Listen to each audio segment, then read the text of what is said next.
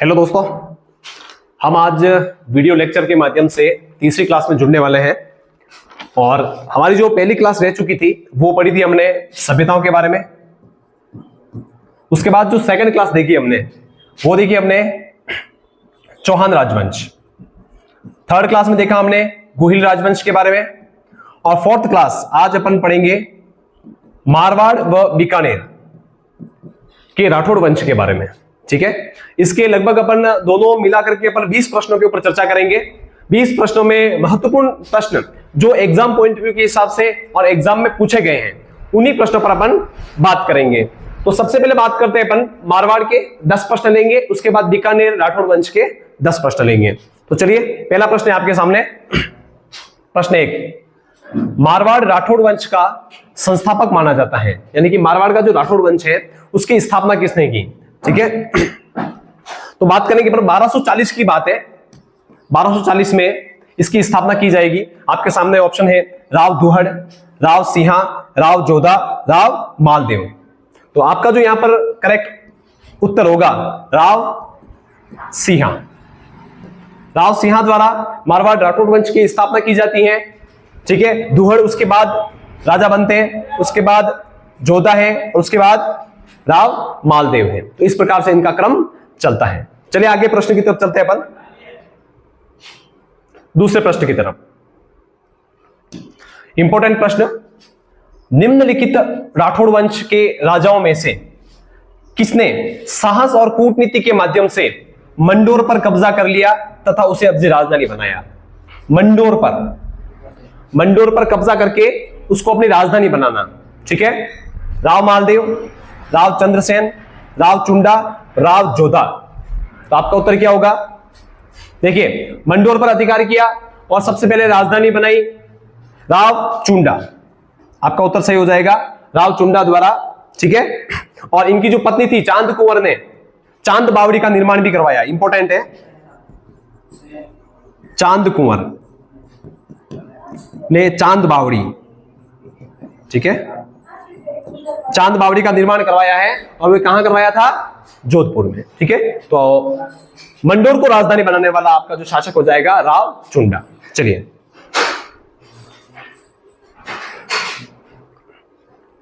तीसरा प्रश्न इंपॉर्टेंट प्रश्न है। प्रश्न नंबर 3, 1453 किसने मंडोर का मारवाड़ से कब्जा लिया था और उसे अपने पुत्र रायमल का विवाह मारवाड़ राजकुमारी से किया था। यानी कि मारवाड़ मंडोर जो है उस पर कब्जा करने वाला मेवाड़ी शासक पूछा है और फिर उसी राजा के पुत्र का विवाह भी मारवाड़ की राजकुमारी से कर दिया जाएगा। ठीक है, तो अपन बात करेंगे, देखिएगा 1453 की बात करें अपन। ठीक है, राजा हो जाएगा 1453 की बात करें तो रणमल के बाद में जो राजा बनता वो बनता राव जोधा। ठीक है, राव जोधा से कुंभा मारवाड़ पर कब्जा कर लेता है, कुंभा। ठीक है, और अपने पुत्र, कुंभा का पुत्र कौन है? रायमल। और रायमल का जो विवाह किया जाएगा श्रृंगार कंवरी से। ठीक है, मारवाड़ राजकुमारी से विवाह कर दिया जाएगा और इस प्रकार से मंडोर पर भी अधिकार किया जाएगा। बाद में आपको पता हो तो आवल बावल की संधि होती है। आवल बावल की संधि 1453, जिसमें मारवाड़ और मेवाड़ की सीमा को निर्धारित किया जाता है, जिसमें हंसाबाई मध्यस्थता की भूमिका निभाती है। राणा कुंभा और राव जोधा के बीच में यहां संधि की जाती है। तो आपका उत्तर क्या हो जाएगा? महाराणा कुंभा द्वारा। चलिए आगे नेक्स्ट प्रश्न की तरफ चलते हैं अपन। चौथा प्रश्न, राठौड़ राजवंश की कुल देवी किसे माना जाता है? कुल देवी पूछा है। ठीक है, कुल देवी और आराध्य देवी में डिफरेंट आपको पता होना चाहिए। कुल देवी का मतलब जो सरासर आपका जो वंशज है, आपके जो पूर्वज हैं, वो जिसकी पूजा करते आते हैं। और आराध्य का मतलब किसी विशेष पूजा कर लेना। जैसे आपने कोई नई पूजा शुरू कर दी, जैसे मैंने कोई नई देवी देवताओं की पूजा शुरू कर दी तो वो मेरे आराध्य हो जाएंगे। लेकिन मेरे जो पूर्वज हैं, दादाजी परदादाजी, तो वो जिसकी पूजा कर रहे हैं वो कुल देवी है। ठीक है, तो यहां पर कुल देवी पूछा है। आशापुरा माता, शाकंभरी माता, नागणेची माता, बिजासन माता। तो राठौड़ वंश की जो कुल देवी है वो मानी जाती है नागणेची माता, जिनका मंदिर कहां बना हुआ है? नंगाना गांव बाड़मेर में। बाड़मेर में यह मूर्ति जो है ये कर्नाटक से लाई गई है, ठीक है। राव दुहड़, प्रश्न पूछा जाए, राव दुहड़ के समय की है, ठीक है। और इन माताजी का जो वाहन माना जाता है श्वेत चील बाज को माना जाता है, ठीक है। चलिए, तो यहां तक आपको समझ में आ गया होगा। आगे चलते हैं अपन पांचों प्रश्न की तरफ। देखिए 10 प्रश्न मारवाड़ से संबंधित है और 10 प्रश्न बीकानेर से संबंधित है दोनों राठौड़ वंशी हैं, ठीक है। चलिए अगले प्रश्न की तरफ बात करते हैं अपन। निम्न में से किस ख्यात में मुगल मारवाड़ वैवाहिक संबंधों का विवरण प्राप्त होता है? मुगल मारवाड़ वैवाहिक संबंध, देखिए मुगलों के साथ में राजपूतों ने बहुत मतलब अलग अलग रियासतों ने वैवाहिक संबंध स्थापित किए थे, जिसमें अपन आमेर के बारमल से देखेंगे, बीकानेर के कल्याणमल से देखेंगे, ठीक है। उसके बाद अपन मारवाड़ से बात करेंगे। तो वैवाहिक जो संबंध है स्थापित किए गए, ये किन के समय में ये किए गए, इसका विवरण हमें कहां से प्राप्त होता है? मुंडियार ठिकानारी ख्यात, उदयपुर की ख्यात, जसवंत सिंह की ख्यात और नैनसिरी ख्यात, ठीक है। तो आपका उत्तर हो जाएगा मुंडियार ठिकानारी ख्यात, ठीक है। इसमें आपको मुगल और मारवाड़ की राठौड़ों के बीच में जो वैवाहिक संबंध है उसके बारे में, ठीक है। इसमें मारवाड़ राठौड़ों के बारे में, बीकानेर राठौड़ों के बारे में भी वर्णन देखने को मिलता है, ठीक है। अब कुछ एक प्रश्न आता है कि ख्यात क्या होता है? भूतकालिक घटनाओं का वर्णन, भूतकाल यानी कि जो बीत चुकी हैं, ठीक है। चलिए आगे चलते हैं अपन छठे प्रश्न की तरफ। चलिए छठा प्रश्न देखते हैं अपन, इसको थोड़ा सा छोटा कर देते हैं।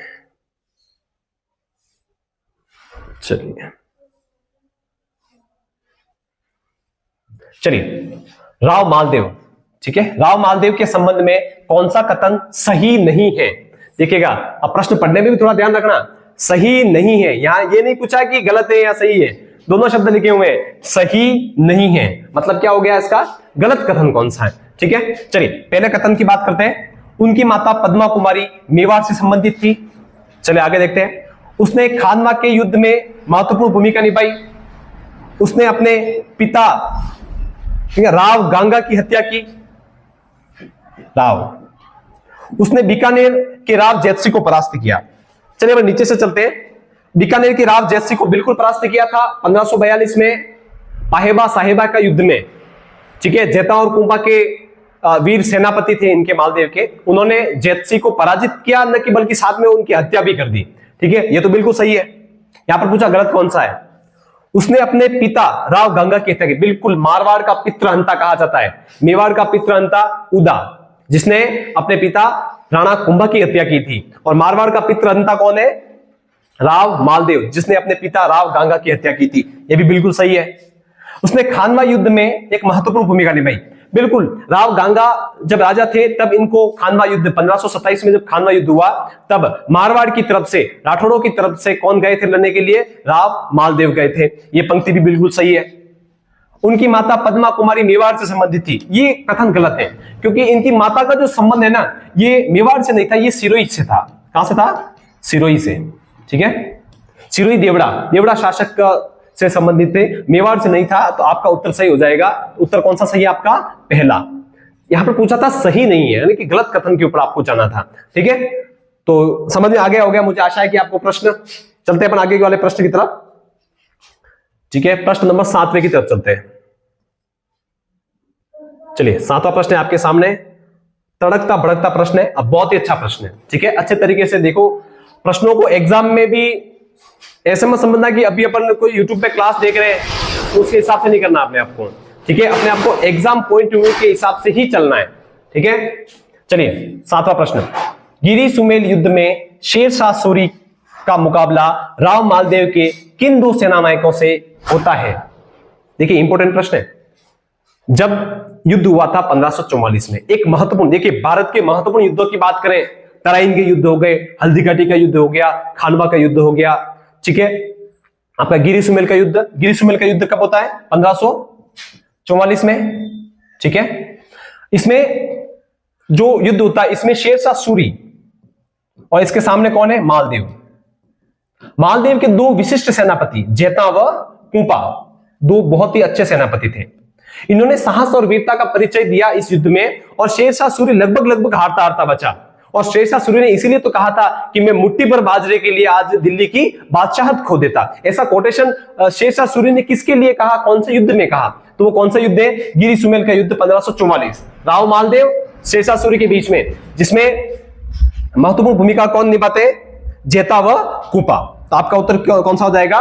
4 नंबर वाला। घोड़ा बादल रतन सिंह के समय में थे, है ना। रणमल और रतिपाल जो विश्वासघात करते हैं रणथंभौर के युद्ध में, अमीरदेव चौहान के सेनापति थे, ठीक है। और आला और उदल ये परमर्दी देव, चंदेल शासक परमर्दी देव के सेनापति हैं, ठीक है। तो आपका उत्तर हो जाएगा 4। चलिए 8वें प्रश्न की तरफ चलते हैं। 1570 में किस राजा द्वारा नागौर दरबार का आयोजन किया गया था? नागौर दरबार सभी जानते हैं अपन। नागौर दरबार 1570 में नागौर में, इसी के उपलक्ष्य में शुक्र तालाब का निर्माण भी किया जाता है, ठीक है। शुक्र तालाब का निर्माण किया जाता है। और ये जो दरबार होता है ये अकबर के समय में आयोजित होता है, ठीक है। इसमें मुख्य बात करें अपन कि कौन कौन से राजा हैं जिन्होंने इस दरबार में भाग लिया और अकबर की अधीनता स्वीकार की। तो ये जो आयोजन था ना, ये किसके सहयोग से था? भारमल के सहयोग से। आमेर के जितने भी राजपूत राजा थे ना, वो तो पहले से मुगलों के साथ में ही थे, ठीक है। तो भारमल के सहयोग से 1570 में नागौर दरबार का आयोजन किया जाता, जिसमें बीकानेर के कल्याणमल, ठीक है, उसके बाद राय सिंह, दोनों कल्याणमल का पुत्र राय सिंह जो बीकानेर के थे, उसके अलावा सुरजनहाड़ा रणथंभौर का, उसके बाद हर्राय भाटी जैसलमेर, ये सभी इसमें अधीनता स्वीकार करते हैं। लेकिन मारवाड़ का जो शासक है जिसका नाम है राव चंद्रसेन, मारवाड़ का भूला बिसरा राजा, मारवाड़ का प्रताप, चंद्रसेन ने मुगलों की अधीनता स्वीकार नहीं की थी, ठीक है। तो यहां पर प्रश्न पूछा गया है कि आयोजन किसके समय में हुआ था? अकबर के समय में हुआ था। चलिए आगे चलते हैं अपन 9वें प्रश्न की तरफ।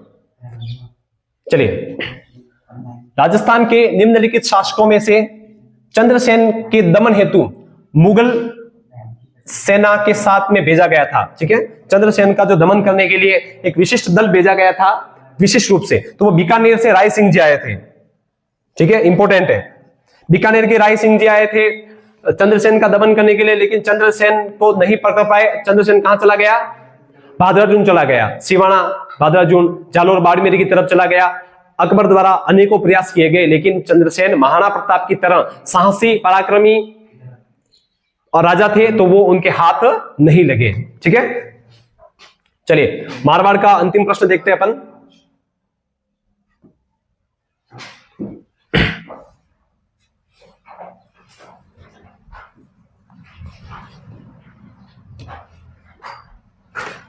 चलिए, मारवाड़ शासक का राजवंश का अंतिम प्रश्न है आपके सामने। उसके बाद अपन बात करेंगे बीकानेर के राजवंश के बारे में, 10 प्रश्न उसके भी रहेंगे। चलिए, मारवाड़ से निष्कासन के बाद दुर्गादास राठौड़ मेवाड़ राज्य में उनको क्या पद दिया गया? दुर्गादास राठौड़ जो अजीत सिंह के संरक्षक के रूप में जाने जाते हैं, अजीत सिंह को राजा बनाने के लिए, अजीत सिंह को पुनः जोधपुर प्राप्त करने में पूर्णतः सहयोग कह सकते हैं अपन, वो किसने दिया था? दुर्गादास राठौड़, जिसे कहते हैं मारवाड़ रा अणबिंदिया मोती, अणबिंदिया मोती, ठीक है। अंतिम समय में अजीत सिंह कुछ गलतफहमी के कारण दुर्गादास को निकाल देते हैं अपने राज्य से, और वो मेवाड़ में आकर के शरण लेते हैं और हाकिम की उपाधि दी जाती है राय सिंह द्वारा, और इन्हें संग्राम सिंह द्वितीय के समय तो इन्हें रामपुरा की जागीर दी जाती है। और इनका जो अंत होता है, अंत मतलब इनकी समाधि, मृत्यु का समय देखा जाए तो क्षिप्रा नदी उज्जैन के किनारे इनकी छतरी बनी हुई है, ठीक है। तो ये इन्हें मेवाड़ में कौन सी उपाधि दी जाती है या कौन सा पद दिया जाता है? हाकिम का पद दिया जाता है। चलिए आगे 12वां प्रश्न, किस बीकानेर नरेश ने मुगल सम्राट की अधीनता स्वीकार की थी? ऐसा बीकानेर का राजा बताना आपको जिसने मुगलों की अधीनता स्वीकार की थी, ठीक है। तो सीधा सा उत्तर होगा आपका राव कल्याणमल एवं इसका जो पुत्र है राय सिंह, ठीक है। राय सिंह ने अधीनता स्वीकार की थी, कब की थी? 1570 नागौर दरबार के समय, ठीक है। चलिए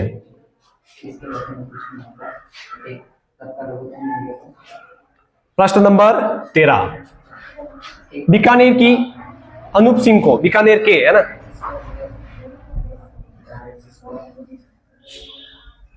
बीकानेर के अनूप सिंह को औरंगजेब ने किस उपाधि से सम्मानित किया? ठीक है, उपाधि भी दी, साथ ही साथ 1500 मनसब भी दिए थे। किसको दिए थे? अनूप सिंह को। उपाधि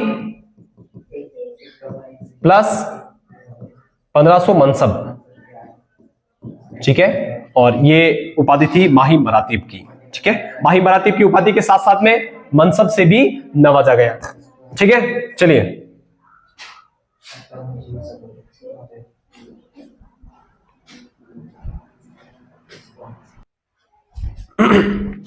चलिए 14 प्रश्न की तरफ चलते हैं अपन।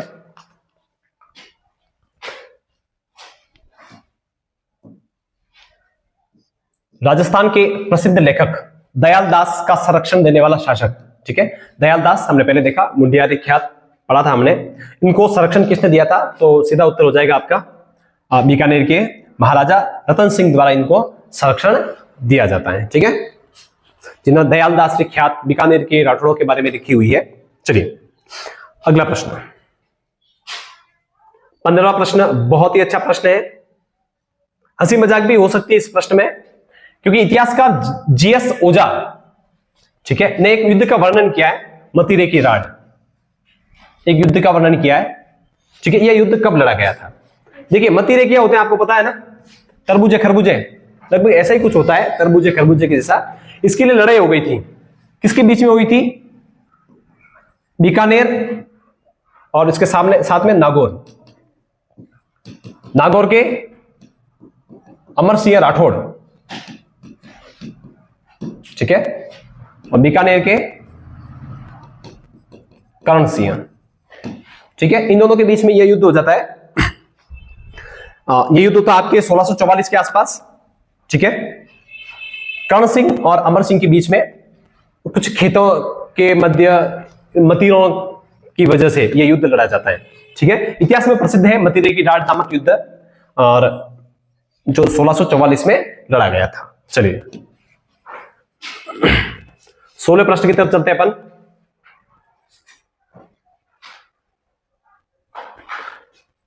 निम्नलिखित में से बीकानेर के किस शासक ने ज्योतिष रत्नाकर की रचना की? ठीक है, ज्योतिष रत्नाकर ग्रंथ है जिसकी रचना करने वाला कौन सा शासक है? राय सिंह, ठीक है, राज सिंह, अनूप सिंह और गज सिंह। तो आपका उत्तर क्या हो जाएगा? महाराजा राय सिंह, ठीक है। राय सिंह ने ज्योतिष रत्नाकर की रचना की और 1574, ठीक है। आपका उत्तर हो जाएगा कल्याणमल का पुत्र, जिसने कल्याणमल ने भी मुगलों की अधीनता स्वीकार की थी और राय सिंह इसके साथ में ही था, तो इन्होंने भी साथ में अधीनता स्वीकार की थी। चलिए अगला प्रश्न आपके सामने है, राजस्थान में साहेबा या पाहेबा, देखिए युद्ध का नाम क्या है? साहेबा, इसे पाहेबा भी कहते हैं और इसे फलोदी का युद्ध भी कहते हैं, ठीक है।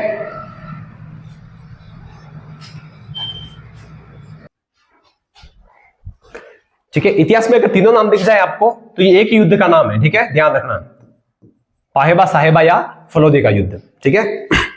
कब लड़ा गया ये? 1541-42। किस किस के बीच में लड़ा गया था? हमने पहले भी बात की थी, पाहेबा साहेबा का युद्ध जो लड़ा गया था आपके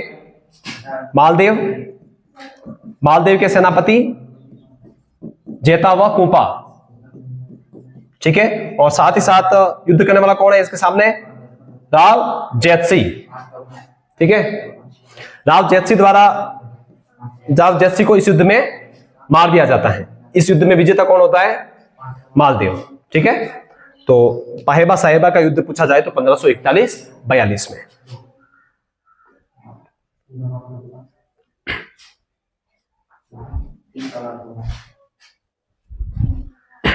चलिए अपने 2 प्रश्न और बाकी हैं, लास्ट 2 प्रश्नों के ऊपर चर्चा करते हैं अपन। निम्न में से कौन से शासक ने अकबर से वैवाहिक संबंध स्थापित नहीं किए?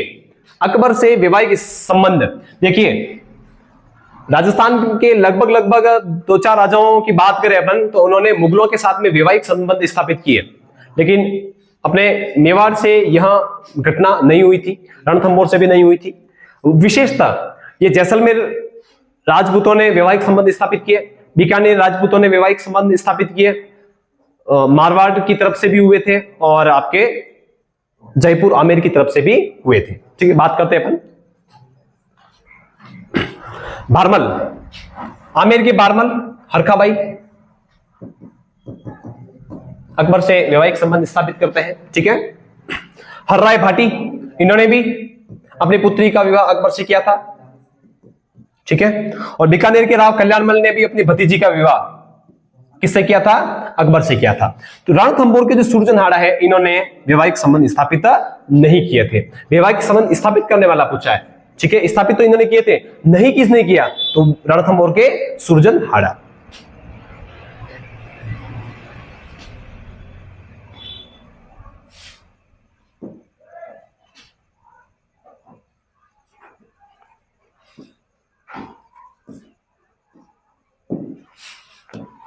चलिए प्रश्न नंबर 19 की तरफ चलते हैं। राव राय सिंह को राजपुताने का कर्ण किसने कहा?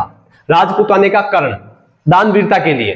कर्ण जैसे आप महाभारत में देखते हो कि किसके लिए प्रसिद्ध था? दानवीरता के लिए। ठीक है, स्वयं भगवान भी मांगने आ गए तो उन्होंने मना नहीं किया था। उसी प्रकार से राजपुताने का कर्ण जो राय सिंह को कहा जाता है, ठीक है, ये उपाधि इनको दी किसने? बीटू सूजा ने, चिंतामणि भट्ट ने, मुंशी देवी प्रसाद ने या गंगानंद मैथिल ने? तो आपका उत्तर हो जाएगा मुंशी देवी प्रसाद ने। ये मुंशी देवी प्रसाद जी वही है जिन्होंने अकबरनामा, हुमायूंनामा, बाबरनामा का वर्णन हिंदी में किया है, और इन्होंने ही राय सिंह को मारवाड़ का राजपुताने का कर्ण कहा जाता है। ठीक है, ये उपमा इन्होंने दी थी।